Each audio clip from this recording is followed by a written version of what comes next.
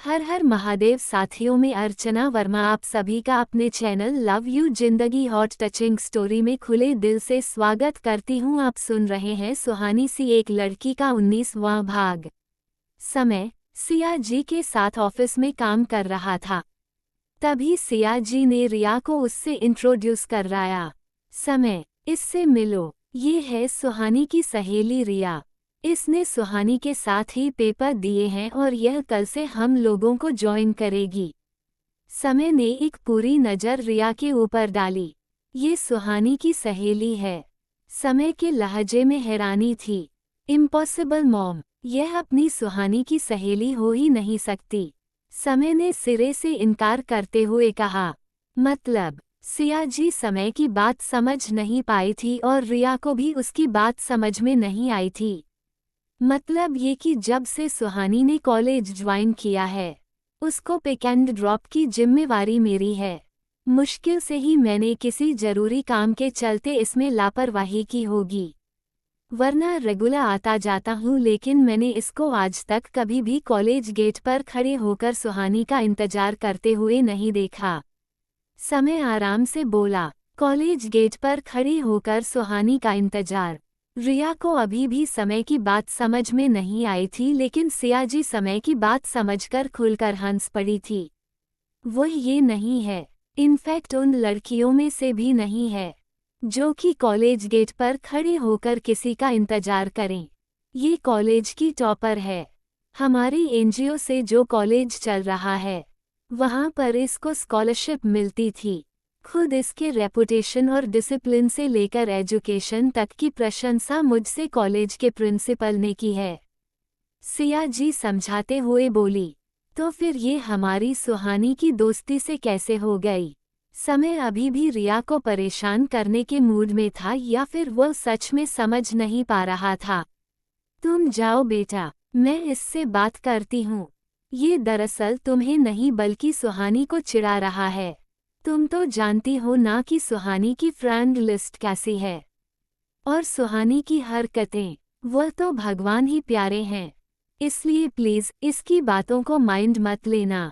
समय सुहानी से बहुत अलग है।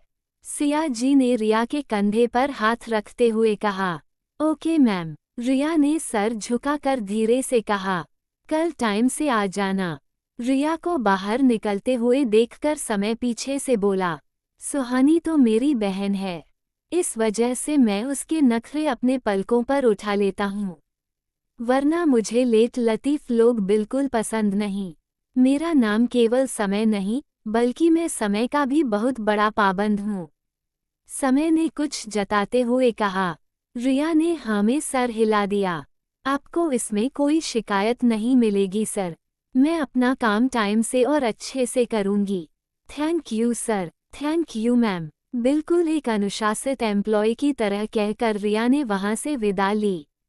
रिया के जाते ही समय सिया जी की तरफ मुड़ा।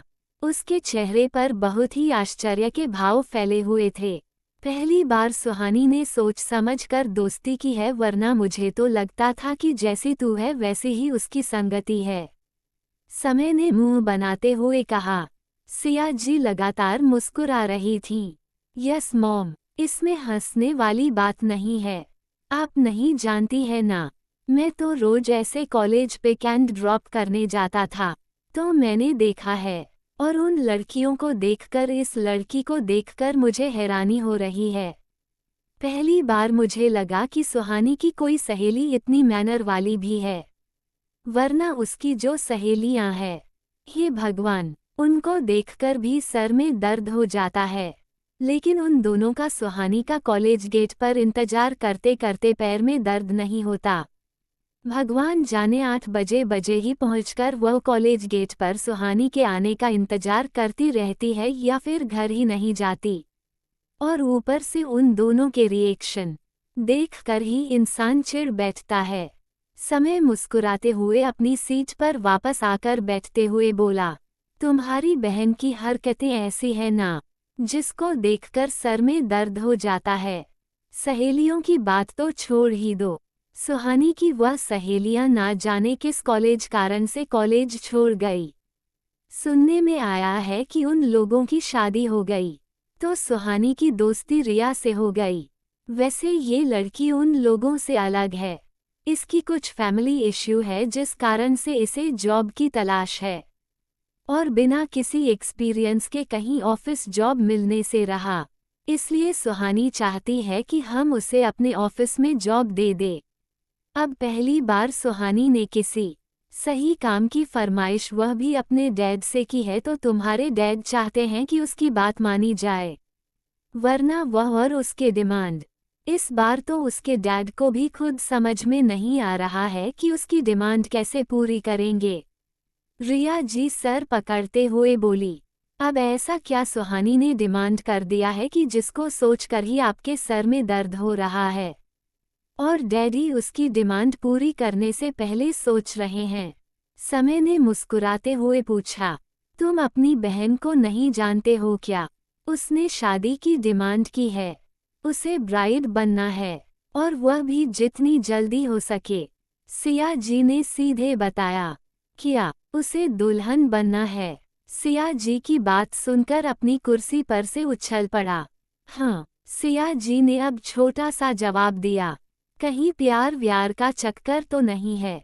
इस झटके से संभालने के बाद समय ने कुछ देर ठहर कर पूछा। सिया जी ने इनकार में सर हिला दिया। इस लड़की की जैसी हरकतें हैं, उस हरकतों को देखकर किसी को इससे प्यार क्या होगा? ये सर दर्द भी हमारे सर पर ही रखा हुआ है। समझ में नहीं आ रहा है कि इस लड़की को हम कैसे समझाएं। उसकी सहेलियों की तो शादी हो गई है, बस देखकर इसे भी शादी करना है, और साथ में ये भी कह रही है कि दूल्हा तो बाजार में मिलता है, बस पापा के पास पैसे होने चाहिए, खरीद कर ले आओ कहीं से। अब तुम ही बताओ कि 2 महीने या 3 महीने के अल्टीमेट में डैड दूल्हा कहाँ से खरीदेंगे, जो कि उनकी इस दिमाग से पैदल बेटी को संभाल सके? शादी क्या गुड्डा गुड़िया का खेल है जो कि राह चलते किसी के हाथ में हम सुहानी का हाथ दे दे, और कुछ दिन के बाद जब सुहानी का उस शादी से मन भर आएगा तब? सिया जी अपना सर मसलते हुए बोली, प्रॉब्लम सच में बहुत बड़ी थी। सुहानी भले इस चीज को नहीं समझ रही थी, लेकिन सिया जी की बात सुनकर समय सोच में पड़ गया था। उसने सीधे तौर पर सुहानी से बात करने की सोची, पर सुहानी की बात सुनकर दिमाग इतना खराब था कि शांति से बात करने का याद ही नहीं रहा। तुम्हारा दिमाग खराब हो गया है क्या सुहानी? मैं ये क्या सुन रहा हूँ? समय ने घर आते ही सुहानी पर चिल्लाना शुरू कर दिया था। मेरा दिमाग तो हमेशा ही खराब रहता है, ऐसा तुमको लगता है? इसमें कौन सी नई बात है? जबकि मुझे लगता है कि तुम्हारा ही दिमाग हमेशा खराब रहता है।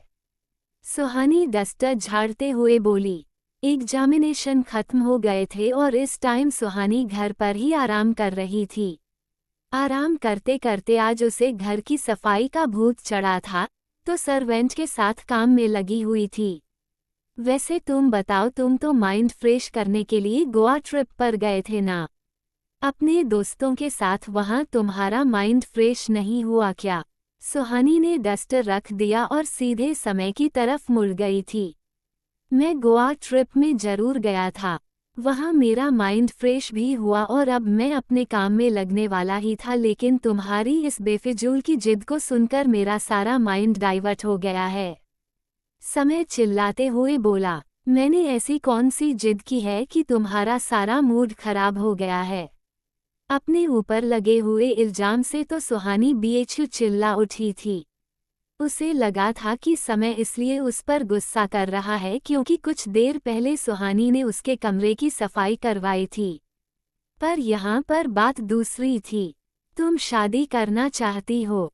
समय ने डायरेक्ट पूछा। हाँ तो? सुहानी आराम से सोफे पर बैठ गई। तो? सुहानी के इस तोने तो समय के सारे तोते उड़ा दिए थे। वह हैरान सा मुंह खोले हुए सुहानी की तरफ देख रहा था। अब तुम इस तरह से तो रिएक्ट मत ही करो। दुनिया में सब लोग शादी करते हैं, मैं शादी करूंगी तो कौन सी अनोखी बात हो जाएगी? वैसे भी मेरी शादी से तुमको फायदा ही होगा। मैं ये घर छोड़कर चली जाऊंगी तो फिर कोई तुम्हारे साथ लड़ने के लिए नहीं मिलेगा। दूसरा, रोज किसी को पिक एंड ड्रॉप नहीं करना पड़ेगा।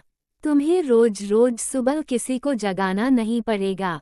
रोज रोज मैडोना के कान फोड़ू सुर को बर्दाश्त नहीं करना पड़ेगा। कोई तुम्हारे कमरे में बेरोक टोक आएगा नहीं। कोई तुम्हारे चीजों को बिना मतलब छुएगा नहीं। तुम्हें किसी पर बेवजह चिल्लाना नहीं पड़ेगा। किसी की वजह से तुम्हें लेट नहीं होगा। समय अपने नाम को समय की तरह सार्थक कर लेगा। सुहानी वह सारी चीजों की लिस्ट गिनाने लगी जिसे करने से समय चिढ़ता था, लेकिन समय का तो सुनकर दिमाग ही घूम गया था। ओह हेलो, तू ये क्या बोल रही है? तुझे समझ में भी आ रहा है? ये सारे काम मैं किसी किसी के लिए नहीं करता बल्कि अपनी बहन के लिए अपनी खुशी से करता हूँ। समझ में आ गई बात। समय को ऐसा लगा कि सुहानी उससे नाराज होकर शादी करना चाहती है। मेरी समझ में तो हमेशा ही बात आती है, लेकिन तुम्हारी समझ में तो आए ना। 2 मिनट पहले क्या जाग जाते हो? तुम तो मुझ पर रौब डालने लगते हो और ऊपर से मॉम, वह तो नॉन स्टॉप बोलना शुरू कर देती है। इन सब चीजों से अच्छा है कि मैं शादी करके दूसरे के घर चली जाऊं। कम से कम सुकून से रहूंगी। सुहानी ने कहा। सिया जी, जो कि इन दोनों भाई बहनों की ऊंचे ऊंचे बोलने की आवाज सुनकर ऊपर कमरे की तरफ आ रही थी। उन्होंने जब सुहानी के मुंह से अपने बारे में ऐसे शब्द सुने तो गुस्से में सुहानी की तरफ बढ़ी, लेकिन समय ने उनका हाथ पकड़कर उन्हें रोक लिया। अब क्या होगा सुहानी का जानने के लिए बने रहे अगले भाग तक। तब तक के लिए वीडियो को लाइक और चैनल को सब्सक्राइब करना मत भूलिएगा। खुश रहिए, स्वस्थ रहिए, मस्त रहिए और यही YouTube पर मिलते रहिए। मिलते हैं अगले भाग के साथ। हर हर महादेव।